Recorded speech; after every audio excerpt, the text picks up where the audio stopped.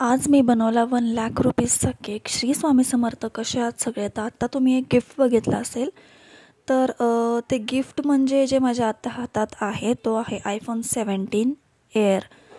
तर काय म्हणतात माहीत नाही, बट एअरच आहे तो iPhone 17. तर हे मला न्यू कस्टमरने ऑर्डर दिली होती आणि मला हा सरप्राईज केक बनवायचा होता. म्हणजे ज्या कस्टमरने ऑर्डर दिली होती तो संकेतचा फ्रेंड होता आणि त्याला त्याच्या वाईफला हे सरप्राईज द्यायचं होतं. सो त्यांनी मला ऑर्डर दिली. ही ऑर्डर त्यांनी मला खूप अर्जंट दिली होती कारण त्याची ऑर्डर कन्फर्म नव्हती आणि iPhone 17 सगळ्यांनाच माहीत आहे की आत्ता जस्ट लॉन्च झाला आहे तो आणि 2-2 महिने आधी लोकांनी बुकिंग करून ठेवली होती आणि इंडियामध्ये तर स्टॉकआउटसुद्धा झालं आहे, हे सुद्धा सगळ्यांनाच माहीत असेल. तर तो म्हणजे खूप फिरला त्या फोनसाठी. म्हणजे त्यांनी असं सांगितलं की मी सकाळपासून तो फोन शोधतच होतो आणि त्याच्या आधीच कसं ऑर्डर देणार ना. आता पहिले फोन म्हणजे घेतला आणि मग त्यांनी संकेतला कॉल केला की असं केक बनवून हवं आहे. तर पहिलं त्यांनी सांगितलं होतं की ½ kgमध्येच हवं आहे, बट मी बोलले की ½ kgमध्ये हिडन फोनचा केक नाही बनणार कारण फोनचा बॉक्स मोठा असतो. ह्याला 1 kgचाच केक बनवायला लागेल आणि हा स्क्वेअरमध्ये बनवावा लागेल. तर कस्टमरने सांगितलं ठीक आहे. तर हा मी चॉकलेट फ्लेवरमध्ये बनवला आहे, स्क्वेअरमध्ये 1 kgचा. तर ह्याची प्रॉपर मी कटिंग वगैरे करून घेतली. फोन ह्याच्यामध्ये हाईड करून टाकला. त्याला छान आधी गिफ्ट रॅप मला कस्टमरनेच करून दिलं होतं, बट फक्त गिफ्ट रॅप करून चालत नाही. त्याच्यावरती मी अजून एक प्लास्टिक कवरने कोटिंग केली कारण जे गिफ्ट रॅप आहे ते खराब नको व्हायला. सो छानसा केक असा हिडन वगैरे करून घेतला आणि तुम्ही केकचा फायनल लुक बघून तुम्हाला कळणारच नाही की ह्या केकच्या आतमध्ये सुद्धा काहीतरी दडलं आहे म्हणून. तर सो तुम्ही हा जो व्हिडिओ आहे तो प्लीज लास्टपर्यंत बघा. तुम्हाला ह्या केकची डिझाईन नक्कीच आवडेल. मी फर्स्ट टाईमच ह्या केकची डिझाईन ट्राय केली आणि खरंच खूप सुंदर केक झाला आहे. म्हणजे माझ्या घरचेसुद्धा म्हणत होते की तू नक्की फोन ठेवला आहे ना ह्या केकमध्ये म्हणून, एवढा सुंदर झाला होता हा केक. आणि स्क्वेअर केक आणि रेक्टँगल केकला फिनिशिंग करायला थोडासा वेळ लागतो, बट हा केक थोडा मेसी टाईप होता. सो मी साईडने स्क्रॅपर फिरवलं आणि जे लाईन स्क्रॅपरने रेडी होतात त्यानेच फिनिशिंग करून घेतली या केकला. नंतर जो माझा छोटा स्पॅच्युला आहे त्याने मी वरतून थोडीशी मेसी डिझाईन करून घेतली, जी तुम्ही आत्ता बघताय की मी कसं करून घेतलं आहे आणि ह्याचा फायनल लुक तुम्हाला लास्टला बघायला मिळेलच.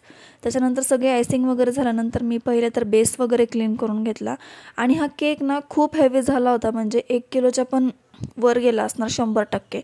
मला मेजर करायला वेळ नाही मिळाला आणि हा केक कस्टमरला रात्री 12 वाजता कट करायचा होता. सो मी निवांत होते, बट घरी पाहुणे आले होते ना, सो मला रेकॉर्ड करायला वेळ नाही मिळाला आणि त्या दिवशी नेमकं लाईट पण खूप वेळा जात होती म्हणून मी पटकन क्रीम करून पटकन केक वगैरे करून घेतला. तर आता केक तर झाला आहे रेडी. थोड्या वेळ सेट व्हायला ठेवला आणि पटकन डिझाईन करून घेतली. म्हणजे एकदा केक रेडी होऊन फ्रीजमध्ये गेला ना तर मग काही टेन्शन राहत नाही. मग किती वेळा पण लाईट येऊ दे जाऊ दे काही प्रॉब्लेम होत नाही केकला, कारण टेम्परेचर फ्रीजचं मेंटेन होतं असं फ्रीज आहे हा.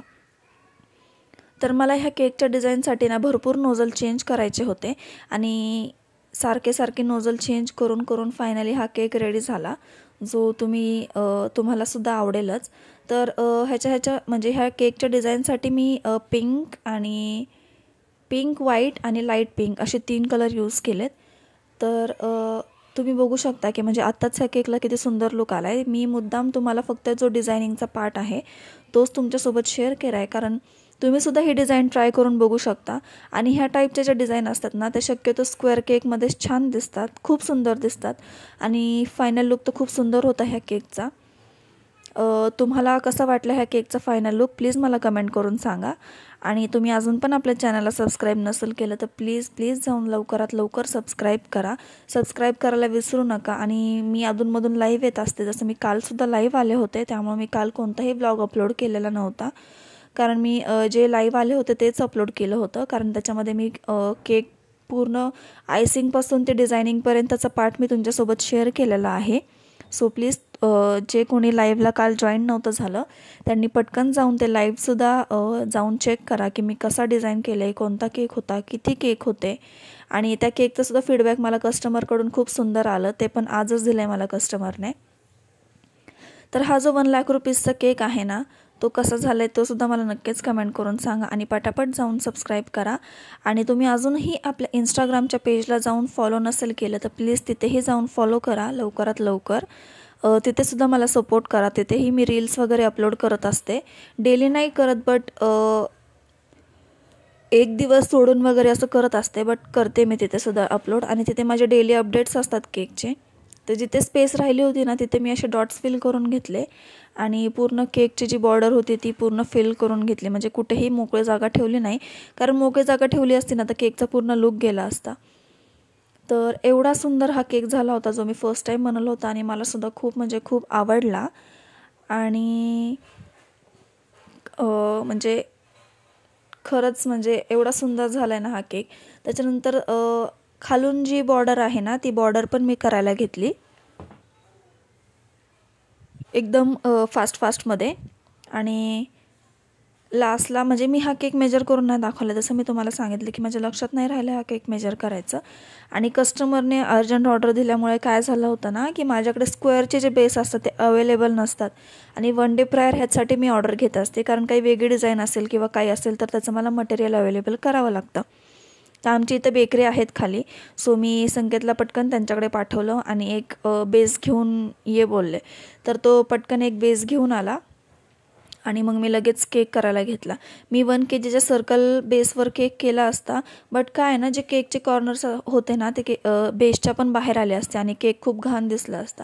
तर स्क्वेअर केकसाठी शक्यतो मी स्क्वेअरच यूज करते, कारण त्याने केकला लुकसुद्धा खूप छान येतो आणि दिसायला पण छान दिसतो. तर हे असे डेकोरेटिव्ह जे असतात केकसाठी ते मी यूज केले. त्याच्यासाठी 2 बटरफ्लाय आणि 2 हार्ट यूज केले, जे मी अपोजिट कॉर्नर्सला ठेवलेत. जसं कस्टमरने मला इमेज सेंड केला होता सेम टू सेम तसंच केक मी त्यांना बनवून दिलेला आहे. आणि कसं झालं आहे हा केक, हे बटरफ्लाय कसं ठेवू मला ते कळत नव्हतं, बट मी ते फायनली केलं ॲडजस्ट केकवर. आणि नंतर मला ह्या केकवर नावसुद्धा टाकायचं होतं, बट ते नाव टाकलेलं मी काही शूट वगैरे नाही केलं. आणि हे जे हॅपी बर्थडेचा मी टॅग लावला आहे मध्ये, त्या टॅगच्या खाली मी नाव लिहिणार होते आणि ते मी लिहिलंसुद्धा, फक्त कस्टमरला केक द्यायच्या आधी लिहिलं. आणि फोटोज वगैरे सगळे व्हिडिओज वगैरे जे काही आहे ते मी ह्याच्यामध्येच काढून घेतले, कारण मला नेम दाखवायचं नव्हतं. आणि नंतर पूर्ण केक रेडी झाल्यानंतर ह्याच्यावरती मी स्प्रिंकलर्स ॲड केले, जेणेकरून थोडीशी केकचा म्हणजे लुक चेंज झाला आणि म्हणजे थोडासा केक असा अट्रॅक्टिव्हसुद्धा दिसायला लागला आणि शाईन वगैरे सुद्धा आली केकला.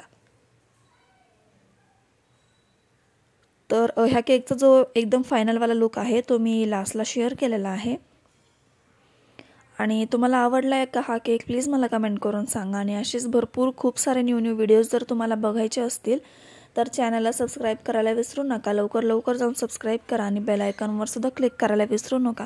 तुमच्या फॅमिली फ्रेंड्स जे कोणी असतील रिलेटिव्स वगैरे त्यांच्यासोबत लवकरात लवकर जाऊन आपला चॅनलचं जे आहे ते लिंक शेअर करा आणि पटकन जाऊन चॅनलला सबस्क्राईब करा. तर हा आहे केकचा फायनल लुक. कसा वाटला तुम्हाला हा केक नक्कीच सांगा. आजच्यासाठी एवढंच. थँक्यू. बाय.